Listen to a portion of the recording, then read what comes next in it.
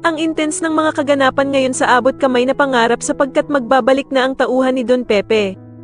Dito nga ay malalaman ng tauhan ni Don Pepe ang nangyari sa pagdukot sa kanya kaya naman ay agad niyang pupuntahan si Don Pepe para iligtas ito. Samantala ay gagawin naman ng bruhang si Moira ang lahat para walang ebidensya ang makakuha sa kanila na hindi talaga totoong tanyag ang anak niyang si Zoe, at dito nga ay susunugin niya ang DNA test na pinagawa ni Lolo Pepe tungkol sa kanilang dalawa ni Zoe. Sa kabilang banda naman matapos ngang mapalo ni Harry ang isang tauhan ni Moira, ay hindi naman ito makakaligtas sa isa pang clown na namasok sa bahay nila Lynette. Dito nga ay maririnig ni Lynette ang mga plano ng tauhan ni Moira na matapos nga daw nilang makuha ang mga pera ni Carlos ay kailangan na nga daw siyang isunod na patayin.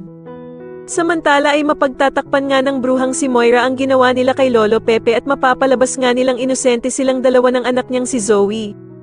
Walang paniwala naman si Doc Robert sa mga kasinungalingan ng anak niyang si Zoe samahan pa ng pagdadrama nitong si Moira.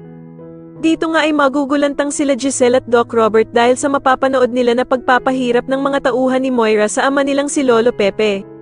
Kitang-kita nga nila ang panglulunad sa kanilang ama sa isang drum at kung paano nila pahirapan si Lolo Pepe. Hindi naman makapaniwala si Annalyn sa sinasapit ng kanyang Lolo Pepe kaya naman ay wala itong magagawa kundi ang umiyak sa sobrang awa dito. Sa kabilang banda naman ay makikipagkita naman itong si Doc Robert kay Bala Hadje upang ibigay ang hinihingi nitong pera kapalit nga daw ng buhay ni Lolo Pepe. Ngunit kailangan nga daw pumunta ni Doc Robert ng mag-isa dahil kundi daw ay maliligo itong si Lolo Pepe sa sarili nitong mga dugo. Sa tingin nyo dito na nga kaya tuluyang makasama ulit nila Doc Robert at Giselle ang ama nilang si Lolo Pepe sa tulong ng kanyang tauhan, mas lalo na nga talagang nagiging exciting ang mga susunod na kaganapan kaya naman ay mas lalo pa nating abangan ang mas lalong gumigandang abot kamay na pangarap. Maraming salamat po sa inyong panonood at sana po ay masubscribe nyo ako. Maraming salamat po.